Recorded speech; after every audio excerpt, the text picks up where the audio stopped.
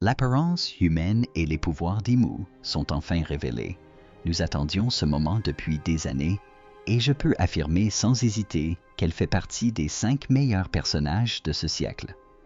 Il y a tant à dire, cette vidéo sera donc riche en idées et en théories. Alors accrochez-vous bien et c'est parti. Le chapitre commence par une discussion entre les 5 doyens sur la situation à Marigoisi, mais c'est la partie la plus ennuyeuse. Apparemment, Shamrock a tout géré, et on ne parle ni de Barbe Noire, ni de Dragon. Ce qui est intéressant, c'est de voir comment les 5 doyennes ont tout fait pour empêcher Imu de quitter le château et de se rendre à Elbaf. Ils auraient pu y aller eux-mêmes, comme dans l'épisode Egghead. Mais Imu n'a tenu aucun compte de leur proposition et est parti de son propre chef. Curieusement, SEL. Figarland Garling ne s'est pas soucié du départ d'Imu du château et a dit aux autres Gorosei de prêter plus d'attention à la situation des approvisionnements alimentaires. Je ne serais pas surpris que le véritable traître des 5 doyens soit finalement Garling. Bien sûr, il n'aidera pas l'équipage du chapeau de paille. Il les trahira pour servir ses propres ambitions et accéder au trône vacant. Il semble bien plus cruel, rusé et dangereux que les 4 autres doyennes. À la fin du chapitre, nous avons compris pourquoi les 5 doyennes s'inquiétaient pour Imu. Nous avons vu Imu Crasher du Sang. Soit il est gravement blessé, ce qui est moins probable, soit il était condamné à rester sur la Terre Sainte. Son corps rejetait littéralement son séjour dans le royaume inférieur. Dans tous les cas, il est très affaibli, ou alors il s'affaiblit de seconde en seconde. La forme d'ombre qu'il utilise depuis tout ce temps semble être une sorte de mode de vie à faible puissance, destiné à économiser son énergie ou sa durée de vie. Après tout, n'oublions pas les paroles de Doflamingo. Le trésor national de Marie-Georges se meurt lentement, et il est clair qu'Imu y est lié d'une manière ou d'une autre. Mais pourquoi Imu a-t-il décidé de quitter la Terre Sainte maintenant? Il ne l'a probablement pas fait depuis des siècles. Je crois que Oda a parfaitement expliqué la raison sur cette page. Cobra a provoqué la réaction d'Imu en lui faisant comprendre qu'il ramenait Joy Boy, Davy Jones, Poseidon et que Lily était leur allié.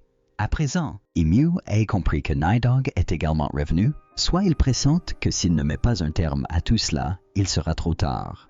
Soit pire encore, il craint le retour d'autre chose. Quelque chose qu'Imu redoute par-dessus tout, mais nous y reviendrons.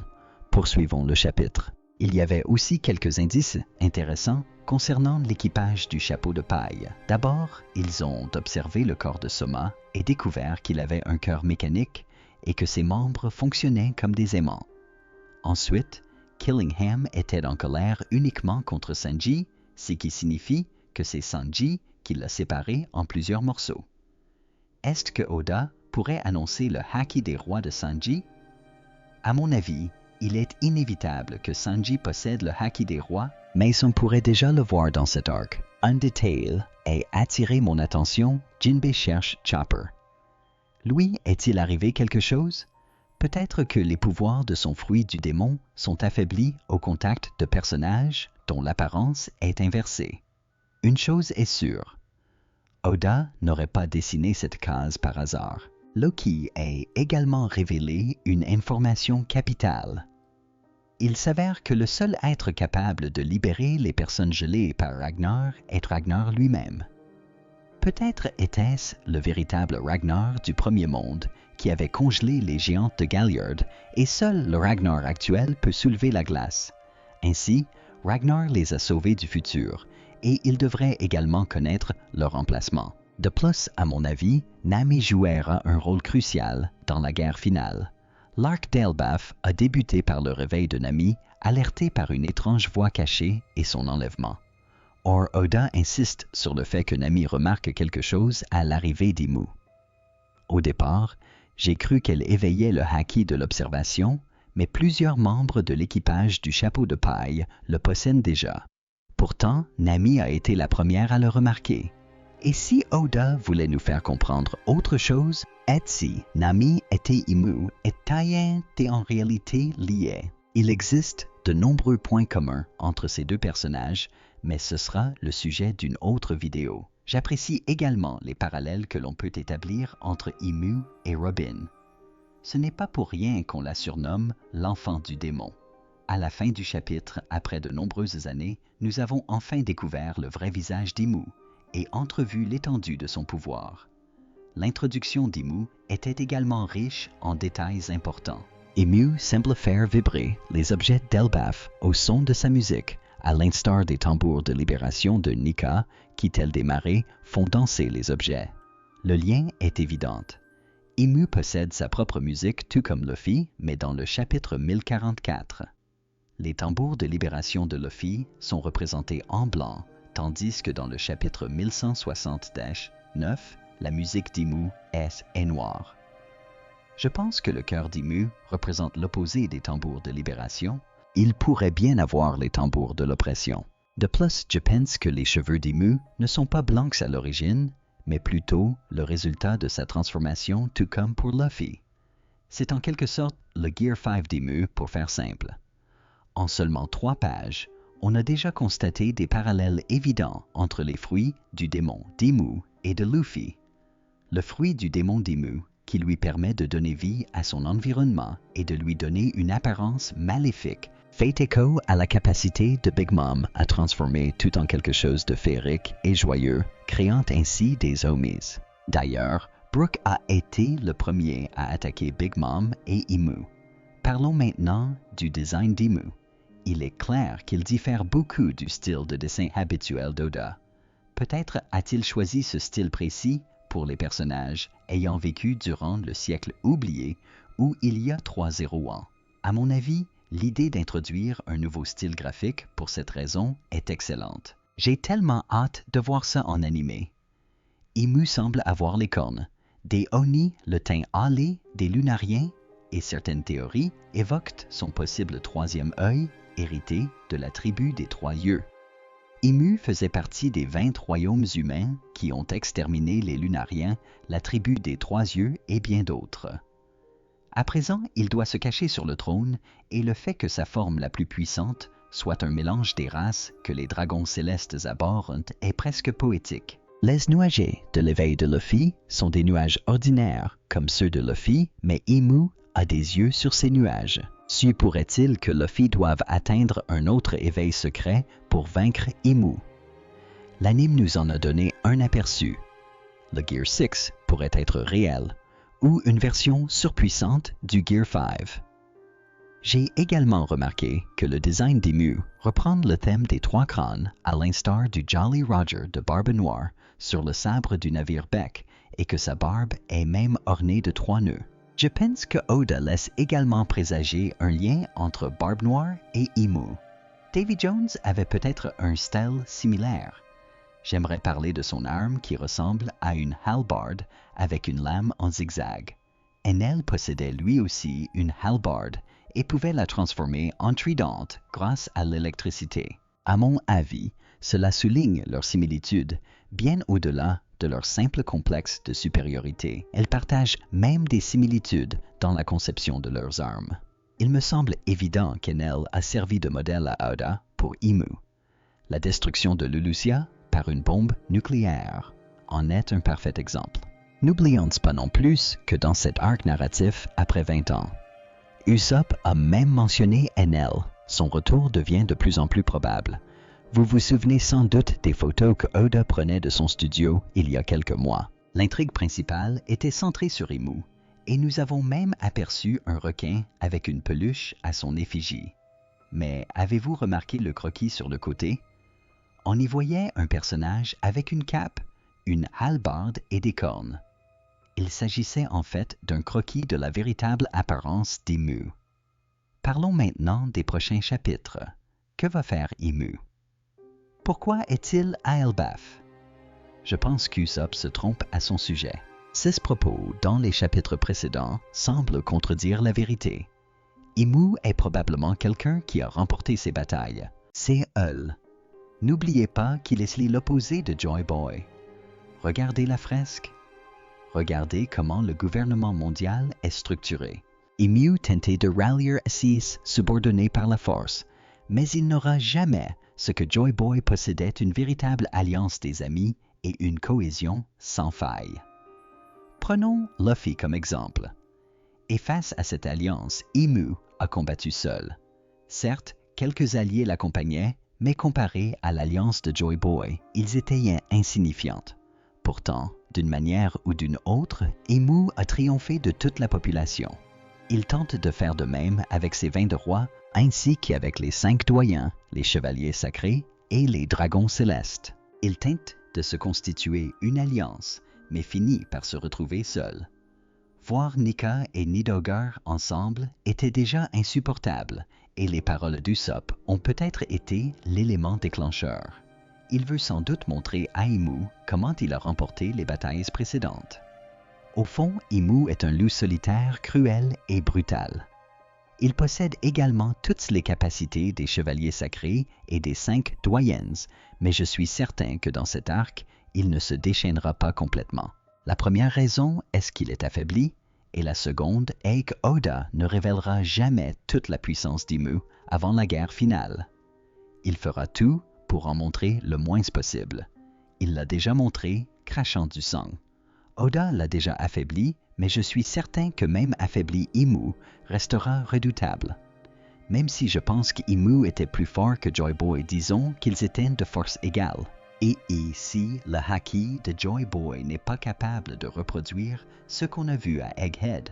Alors, soyez assurés que la présence d'Imu à Elbaf sera bien plus destructrice et terrifiante. Il est évident qu'Imu les vaincra tous. Comme je l'ai mentionné dans ma précédente vidéo, c'était le calme avant la tempête. L'équipage du chapeau de paille repoussait les chevaliers sacrés, immobilisait Imu, sauvait les enfants. Tout se déroulait sans accroc. Mais maintenant, c'est fini. Même Loki et Luffy n'ont aucune chance de vaincre Imu dans leur état actuel. C'est la logique même des animés, le méchant n'est jamais vaincu avant le combat final. Luffy lui-même a failli mourir 2 fois face à Crocodile et Kaido avant de parvenir à les vaincre. Même si Imu vient anéantir tout le monde, l'équipage du chapeau de paille devrait survivre. Alors qui viendra les sauver? Un seul homme me vient à l'esprit. Le même homme qui possède un haki équivalent à celui de Joy Boy, et il y a plusieurs raisons à cela. Elbaf est sous la protection de Shanks, alors pourquoi ne viendrait-il pas protéger ses amis? Luffy n'a cessé de le rechercher et de parler de lui. C'est l'arc narratif d'Usopp. Il est donc logique qu'il rencontre son père qu'il admire, et qu'il devienne enfin un courageux guerrier des mers. La relation de Shanks avec Loki est une autre raison. De plus, le film Rouge laissait entendre que Luffy et Shanks affronteraient un démon. Leur rencontre fortuite pourrait également être liée à Shanks et Luffy. Voir Luffy, Loki, Shanks, les géants, l'équipage du chapeau de paille et les pirates du Roux face à un Imu affaibli serait tout simplement incroyable. L'arrivée de Shanks à Elbaf pourrait influencer le dénouement de cet arc de manière encore plus intéressante. N'hésitez pas à laisser un commentaire si vous souhaitez voir une vidéo à ce sujet. Globalement, l'arc de Elbaf a connu des hauts et des bas, mais une chose est sûre, il réserve certaines des meilleures révélations de toute la série. Loki Shamrock, la fresque, Scopper Gaben Rocks et maintenant Imu. Le plus drôle, c'est que les pouvoirs d'Imu ont été révélés avant ceux de Dragons et Mihawks. Même si Luffy est le personnage principal, on a vu qu'Imu n'a pas seulement peur de Joy Boy, mais aussi de Davy Jones alias Barbe Noire. Pour moi, l'une des questions les plus importantes à l'heure actuelle est qui sera le grand méchant de la série, Imu ou Barbe? B. Noir, Analysons Scylla. Tout d'abord, Oda a brillamment mis en évidence les parallèles entre ces deux personnages et Luffy. Luffy est l'exact opposé de Barbe Noire. Cela s'est clairement manifesté dès leur première rencontre. Teach appréciait les tartes aux cerises contrairement à Luffy. Par ailleurs, le fruit du démon de Luffy est l'exact opposé de celui d'Imu, l'un libère les peuples, l'autre les opprime. De plus, comme nous l'avons vu dans ce chapitre, ces deux fruits du démon produisent des ons. Mais si l'on parle de fruits du démon, celui de Luffy ressemble beaucoup au Yami Yami no Mi de Teach, même couleur, forme similaire. Barbe Noire veut devenir le roi des pirates pour conquérir le monde. Luffy, lui aussi, veut devenir le roi des pirates, mais sans conquérir le monde. Pour Luffy, le roi des pirates est synonyme de liberté. Barbe Noire, quant à lui, souhaite créer son propre royaume, le royaume de Barbe Noire. Le soleil ou les ténèbres, un seul d'entre eux l'emportera. Seul Luffy ou Barbe Noire gagnera. Or, Luffy et Barbe Noire font tous deux partie du clan d'Inom, donné à ceux qui s'opposaient autrefois à Imu. Imu se dresse contre Luffy et Barbe Noire, comme en témoigne la destruction de leurs affiches. Barbe Noire est un descendant de Davy D. Jones. Luffy est le dieu soleil Nika, l'héritier du fruit du démon de Joy Boy. Mu est en réalité l'ennemi de tout le clan D. Pour déterminer si Barbe Noire ou Imu sera le méchant final, il faut envisager les deux scénarios. Premier scénario, Barbe Noire est le méchant final. Deuxième scénario, Imu est le méchant final. Commençons par la première option. Les D sont ennemis d'Im. Luffy et Barbe Noire pourraient affronter Im ensemble. Cependant, une alliance entre Luffy et Barbe Noire semble impossible. Barbe Noire a capturé le frère de Luffy, son grand-père, et pourrait également vaincre son idole Shanks. Barbe Noire est, cependant, le seul descendant survivant de Davy D. Jones et Im doit l'éliminer pour que son monde soit complet.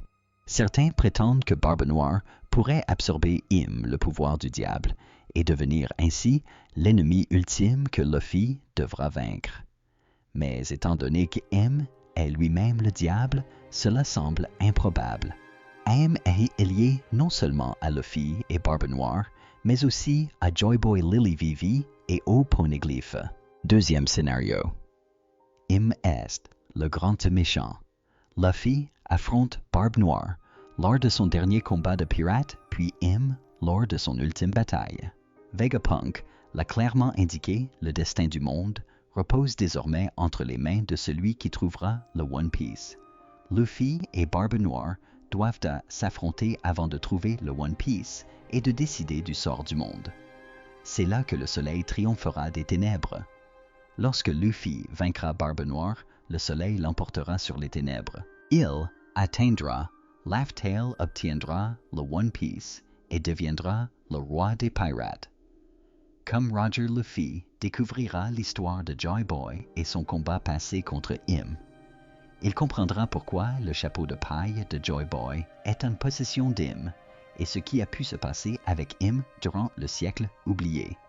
Luffy réalisera peut-être aussi que Joy Boy partageait le même rêve et que détruire la ligne rouge et vaincre Im sont indispensables pour le réaliser. Cela poussera Luffy à unir sa flotte et tous ses alliés pour déclarer la guerre à Im. Le dieu soleil guidera le monde vers sa fin et annoncera une nouvelle ère. On assistera alors au même scénario que celui représenté à gauche de la fresque. L'alliance des chapeaux de paille vaincra Im et détruira la ligne rouge. Les quatre bleus fusionneront alors en un seul All Blue. Luffy réalisera non seulement son rêve, mais il tiendra aussi la promesse faite à Joy Boy à l'île des Hommes-Poissons et les ramènera à la surface en rétablissant l'équilibre du monde. Luffy est celui qui s'élèvera, défiera le monde, portera sur ses épaules des siècles d'histoire et bouleversera tout. Barbe Noire n'est pas celui que Roger attendait. Même si Barbe Noire est l'un des méchants les mieux écrits, il est logique que l'histoire prenne cette tournure. Mais cela ne signifie pas pour autant que Teach aura un rôle mineur. Au final, il pourrait même devenir le meilleur méchant. Voyons voir ce que Oda nous réserve depuis 28 ans.